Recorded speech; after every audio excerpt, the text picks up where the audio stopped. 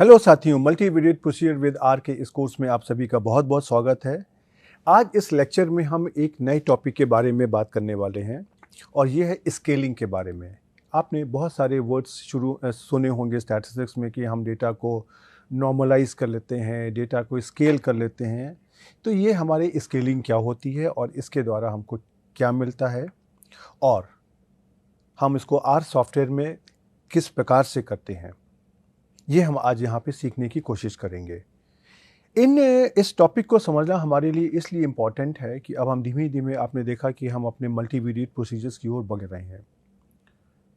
तो बहुत से हमारे पास मल्टीवेरिएट प्रोसीजर्स ऐसे होते हैं जहाँ पर उनकी आवश्यकता होती है कि डेटा स्केल्ड होना चाहिए। तो स्केलिंग ऑफ डेटा क्या होता है, ये हम उसको समझना पड़ेगा।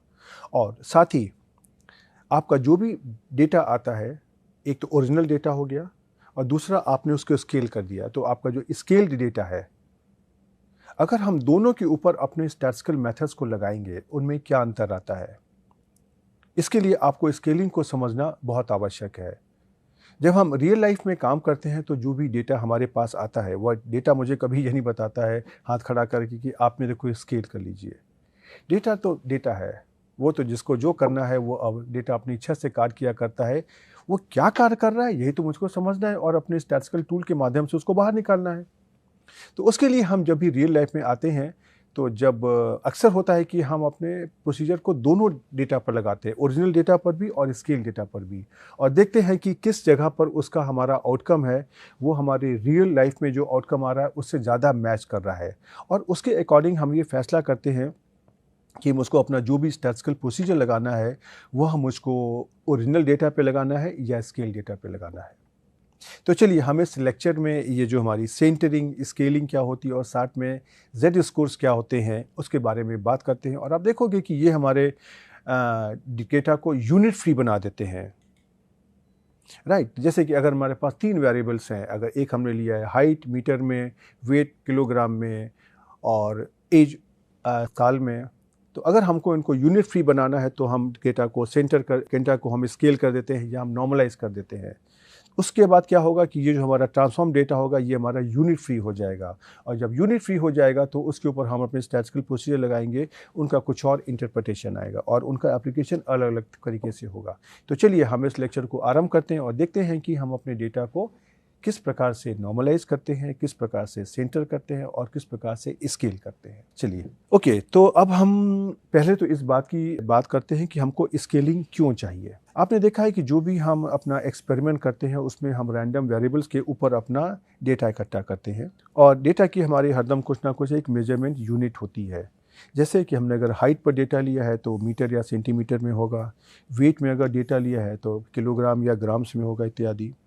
सपोज हम इस डेटा को यूनिट फ्री बनाना चाहते हैं, अर्थात इस डेटा की कोई यूनिट जैसे किलोग्राम या मीटर नहीं होनी चाहिए। तो उसको अचीव करने के लिए हमारे पास स्केलिंग एक ऐसी टेक्निक होती है जो इसको यूनिट फ्री बना देती है और उसके बाद हम डेटा को आपस में कंपेयर कर देते हैं, राइट, क्योंकि दोनों डेटा हमारे यूनिट फ्री हो गए। जैसे हम कहें कि अगर हमको हाइट को वेट से कंपेयर करना है, इसका कोई मतलब नहीं बनता है। दोनों चीज़ें अलग अलग है, दोनों की यूनिट अलग अलग है, लेकिन अगर हम उनको यूनिट फ्री बना देते हैं तो हम उनकी दोनों की वैल्यूज़ को आपस में कंपेयर कर सकते हैं, राइट। अब बात ये आती है कि ये स्केलिंग और स्टैंडर्डाइजेशन हमारा करता क्या है। तो जो स्केलिंग अथवा जो स्टैंडर्डाइजेशन है ये हमारे डेटा को इस प्रकार से ट्रांसफॉर्म करता है कि नए डेटा का जो मीन होगा वह 0 शून्य और स्टैंडर्ड डिवीजन उसका 1 होगा, राइट। और इस तरह का जो भी हमारा स्टैंडर्डाइजेशन होता है इसको हम जेड स्कोर भी कहते हैं। आप देखोगे स्टैटिस्टिक्स में ये बहुत ही पॉपुलर नाम है और इसको हम इस तरह का जो स्टैंडर्डाइजेशन होता है उसको हम इस प्रकार से निकालते हैं, जैसे कि x minus x bar divided by standard division, अर्थात observation minus mean divided by standard division. और अगर हम खाली x माइनस एक्स बार करते हैं तो खाली हम सेंटरिंग करते हैं। और हमारे पास एक और तरीका होता है इसको नॉर्मलाइज करने का कि हम xi divided by 1/n summation i goes from 1 to n xi square का स्क्वायर रूट लेकर के करते हैं, राइट। तो ये हमारे कई तरीके होते हैं जिनके द्वारा हम अपने स्केलिंग और स्टैंडर्डाइजेशन को अचीव करते हैं, अर्थात डेटा को इस प्रकार से स्केल या स्टैंडर्डाइज करते हैं। अब हम आपको यहाँ पे दो चीज़ों को एक साथ बताते हैं कि एक तो हमारा आर सॉफ्टवेयर में इसका क्या कमांड होता है, और आर सॉफ्टवेयर जो कार्य कर रहा है उसको अब आपको मैनुअली भी करके दिखाएंगे, सो दैट कि आपको ये कॉन्फिडेंस हो जाए कि आप किस कमांड के द्वारा किस प्रोसेस को फॉलो कर रहे हैं। तो आर में हमारा एक कमांड होता है स्केल, SCELE। ये जो हमारा कमांड होता है, ये हमारा कोई भी हमारा डेटा वेक्टर हो या मैट्रिक्स हो, उसके जो हमारी जो कॉलम्स होते हैं या जो डेटा होता है वो उसको स्केल करता है, और इसके हमारे पास अलग अलग ऑप्शंस होते हैं। जैसे हम अगर अपना कमांड लिखते हैं स्केल, इसके अंदर हमको साथ में एक्स देना पड़ेगा, जो हमारा एक न्यूमेरिकल वैल्यू या एक मैट्रिक्स, डेटा फ्रेम कुछ भी हो सकता है, और उसके साथ में हमको देना होगा एक ऑप्शन होता है सेंटर।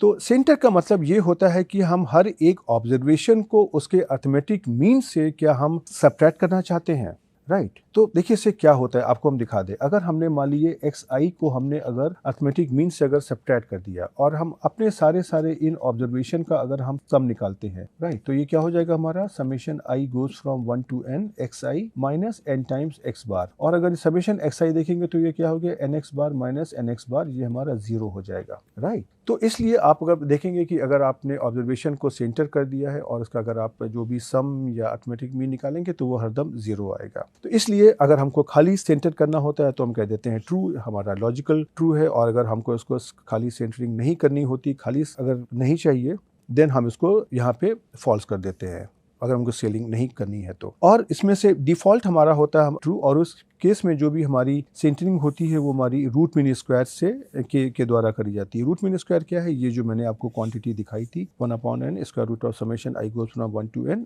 xi स्क्वायर, इसके द्वारा करी जाती है। उसी तरीके से आप देखोगे एक और यहाँ ऑप्शन है स्केल। तो स्केल के द्वारा हम ये बताने की कोशिश करते हैं कि जो भी हमारी सेंटरिंग है वो हमारी स्टैंडर्ड डेविएशन के द्वारा हो रही है। तो डिफ़ॉल्ट हमारा होता है ट्रू, राइट। और इस केस में जो भी हमारी स्केलिंग है वो हमारे ऑब्जर्वेशन को सेंटर कर उसके स्टैंडर्ड डेविएशन से उसको डिवाइड कर दिया जाता है, राइट।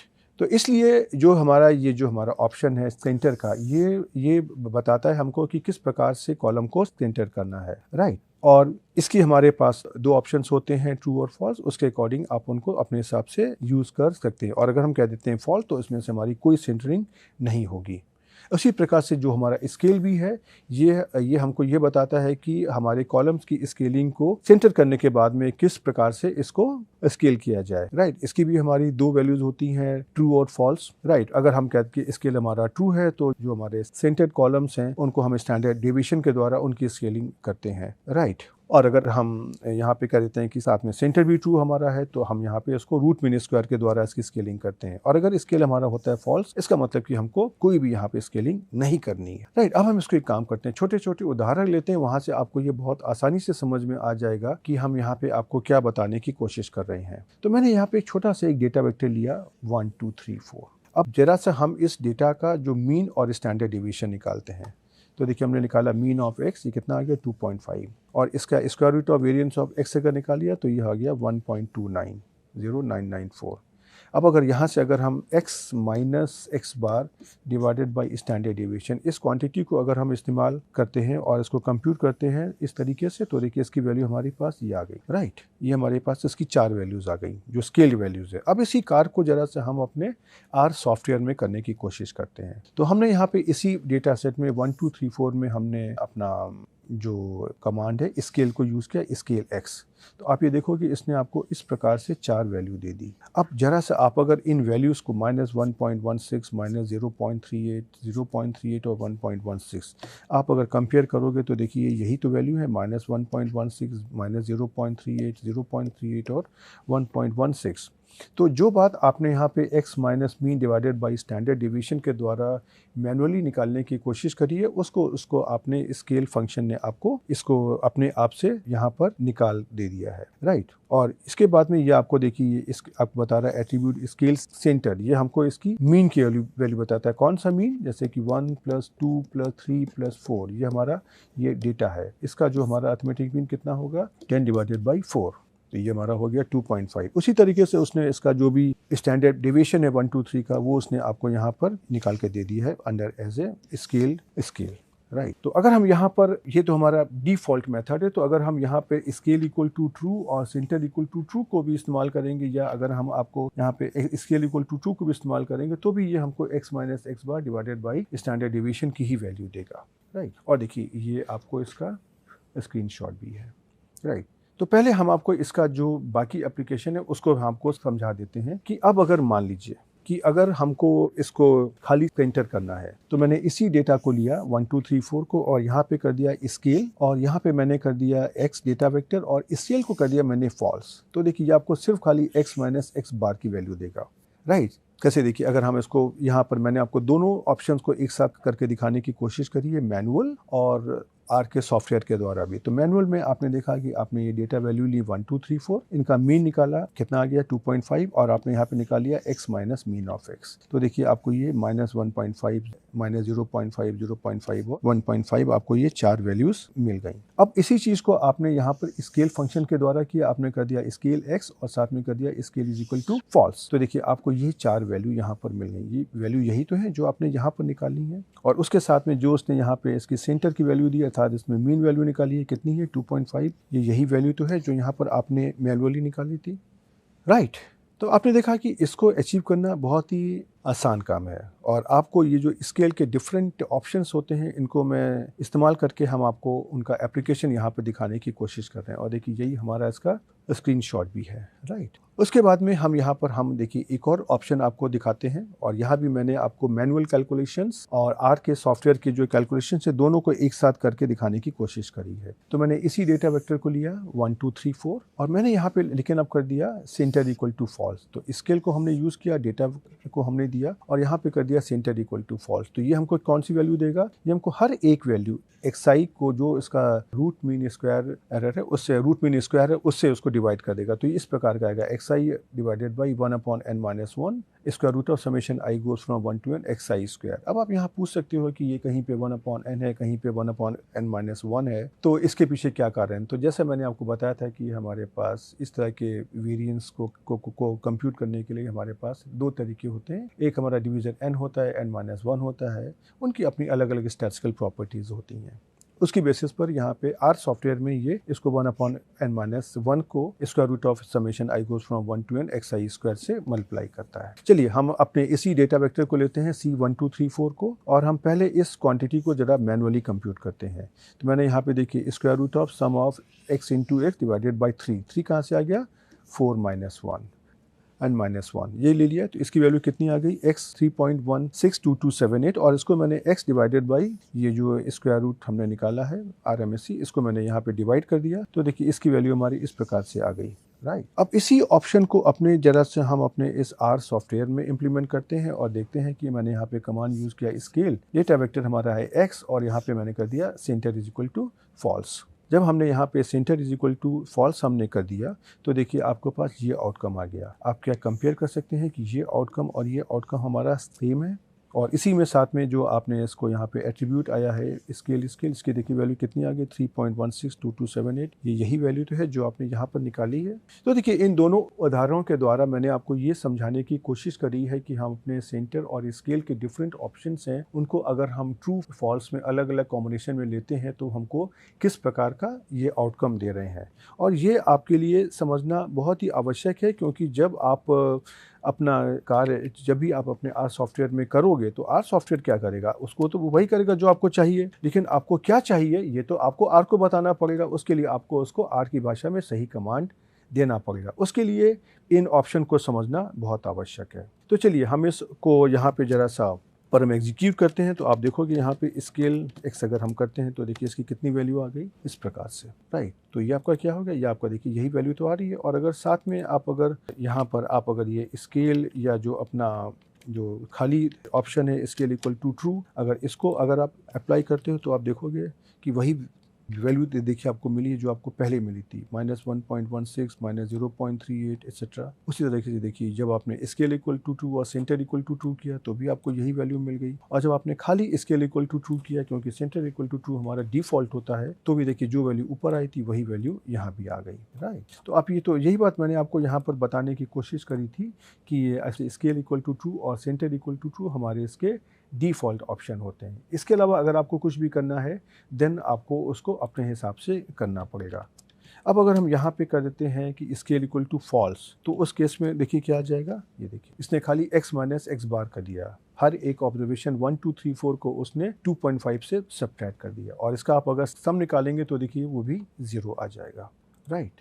और उसी तरीके से आप अगर यहाँ पे अगर सेंटर इक्वल टू फॉल्स अगर कर देंगे तो उसमें से क्या आपका देखिए होगा, आपने इसको यही ऑब्जर्वेशन निकाल दिए, और यही ऑब्जर्वेशन तो देखिए आपके यहाँ पर आ रहे थे।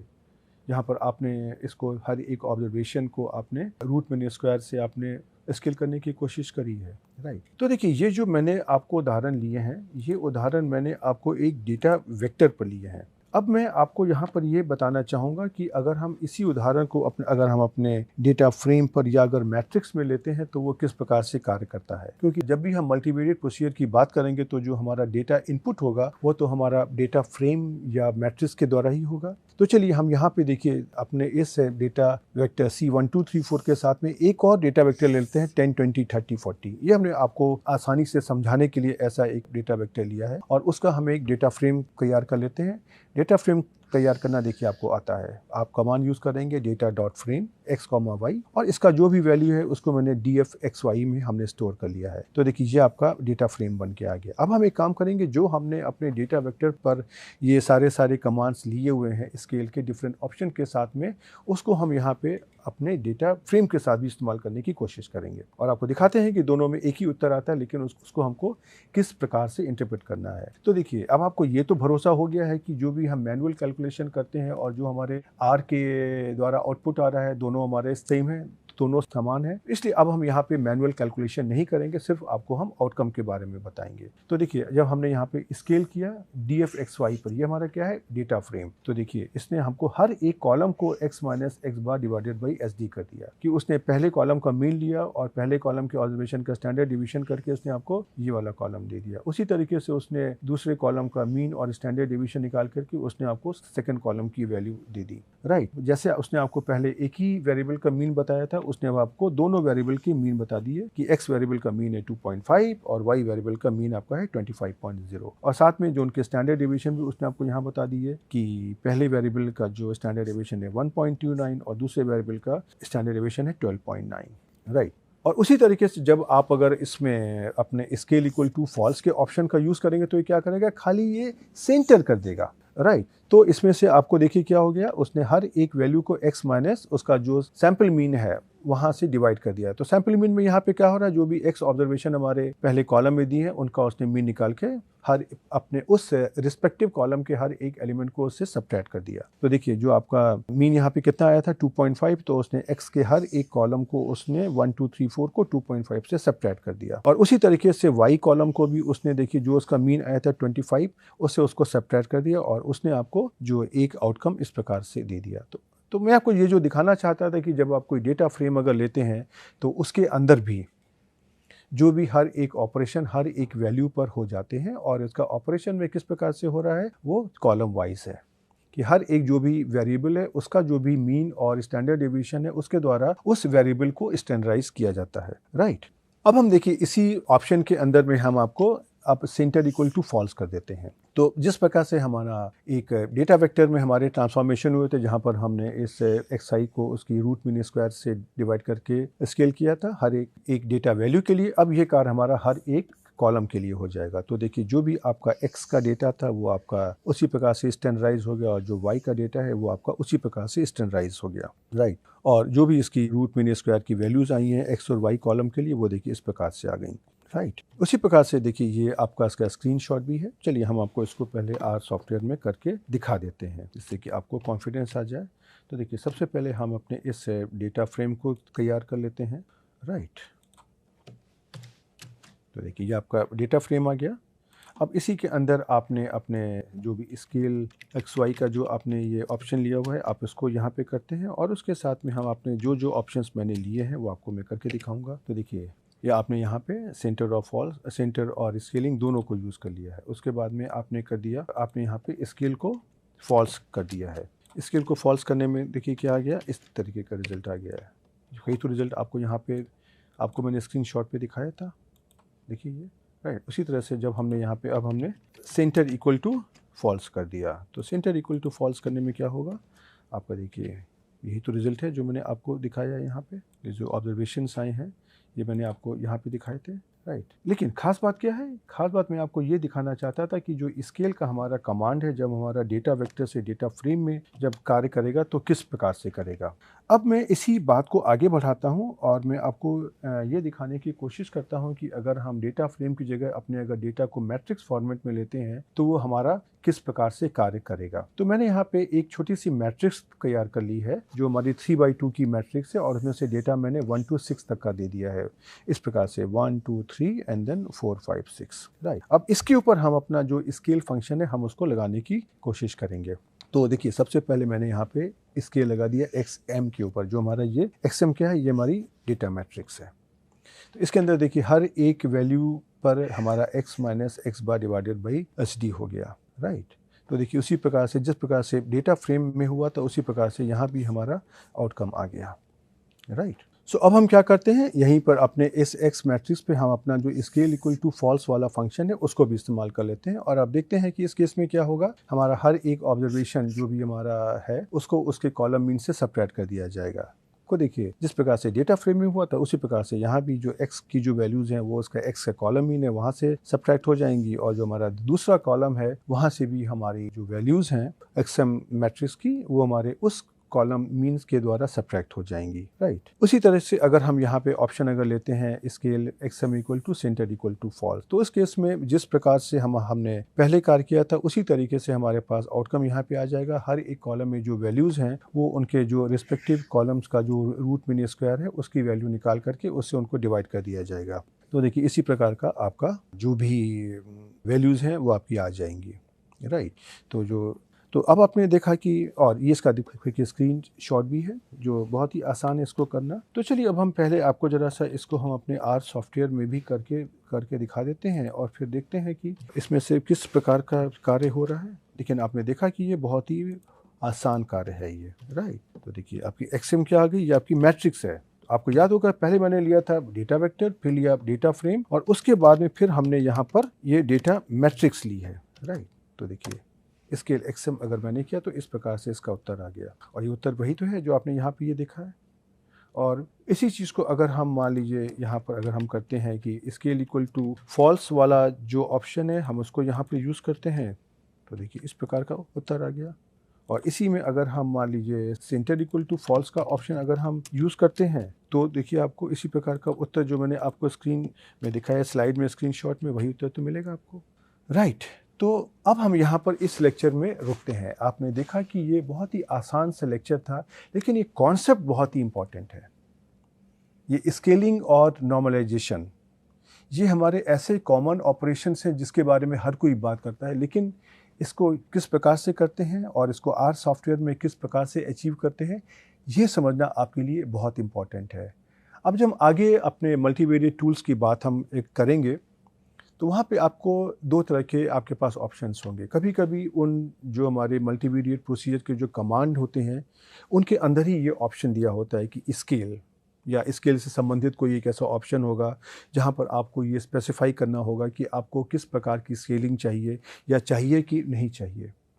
और कुछ हमारे पास ऑब्जर्वेशंस या कुछ हमारे टूल्स ऐसे होते हैं जहाँ पर हमको अपने डेटा को पहले स्केल करके फिर इनपुट देना पड़ेगा। साथ ही कुछ हमारे टूल्स ऐसे होते हैं जिनकी आवश्यकता होती है कि उनको स्केल डेटा ही चाहिए।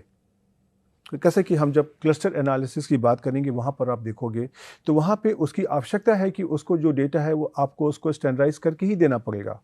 तो उस केस में सबसे पहले हम अपना डेटा सेट लेते हैं, उसको स्टैंडर्डाइज करते हैं और फिर उसके ऊपर हम अपना कार्य करते हैं। तो अलग अलग टूल्स में उनकी अपनी अपनी अलग अलग आवश्यकताएँ होंगी जो आपको देखना पड़ेगा कि आप किस टूल को आप यूज़ कर रहे हो, उसके अंदर स्केलिंग का ऑप्शन देना है कि नहीं देना है तो किस प्रकार से देना है और किस प्रकार से देने में आपको किस प्रकार की स्केलिंग चाहिए। तो यह सब आपको खुद ब खुद फैसला करना पड़ेगा। लेकिन यहाँ पर अब ये इम्पॉर्टेंट ये है कि आप छोटे छोटे उदाहरण लीजिए और उसके अंदर आप इस डेटा को स्टैंडर्डाइज करिए। खाली स्टैंडर्डाइज करने की मैं बात नहीं कर रहा हूँ, मैं आपको कहूँगा आज तक हमने जितने भी descriptive statistics, testing of hypothesis इत्यादि में टॉपिक्स पढ़े हैं, उसमें से मैंने आपको हर डेटा सेट को जो उसकी ओरिजिनल वैल्यू है उसके ऊपर लिया हुआ है। आप जरा सा उन कमांड्स को आप फिर से इस डेटा को स्टैंडर्डाइज करके देखिए और दोनों को कंपेयर करिए कि दोनों के जो स्टैटिस्टिकल कंक्लूजन्स आ रहे हैं, इन्फरेंस आ रहे हैं, उसमें से क्या अंतर आ रहा है। बहुत सारे केसेस में उसके जो उत्तर अलग अलग आएंगे। हो सकता है कि उनके जो कंक्लूजन्स हैं वो बिल्कुल अलग हों, लेकिन उसमें से कौन सा सही है और कौन सा गलत है, डेटा को स्टैंडर्डाइज करना है कि नहीं करना है, ये आपका कार्य है। और इसी की ट्रेनिंग हम स्टैटिस्टिक्स में हम देते हैं कि इसके क्या क्या कॉन्सिक्वेंस होंगे। अब आप उसको रियल लाइफ में जो आपका डेटा आ रहा है, आप उसमें से दोनों को लगा के देखिए। और एक तरीका जो मैं पर्सनली सजेस्ट करता हूँ, आपको सॉफ्टवेयर में काम करना है, दोनों के आउटकम्स आपके कुछ सेकंड्स में आ जाते हैं। आप दोनों के ऊपर अपनी एनालिसिस कर लीजिए और देखिए कि जो रियल लाइफ में जो हमारा आउटकम आ रहा है वो किस एनालिसिस के द्वारा उसके ज़्यादा क्लोज है, नंबर 1। नंबर 2, इस कोई भी गिवन कंडीशंस में हमारा जो इंटरप्रिटेशन आएगा किस डेटा के साथ में बेहतर आएगा, स्टैंडर्डाइज्ड डेटा के साथ में या नॉन स्टैंडर्डाइज्ड डेटा के साथ में। और जिससे भी आपको उत्तर उसका ठीक लगे आप उसको फॉलो कर लीजिए। तो चलिए आप इन चीज़ों की प्रैक्टिस करिए और हम आपको अगले लेक्चर में एक नए टॉपिक के साथ में मिलने फिर आएंगे। तब तक के लिए गुड बाय।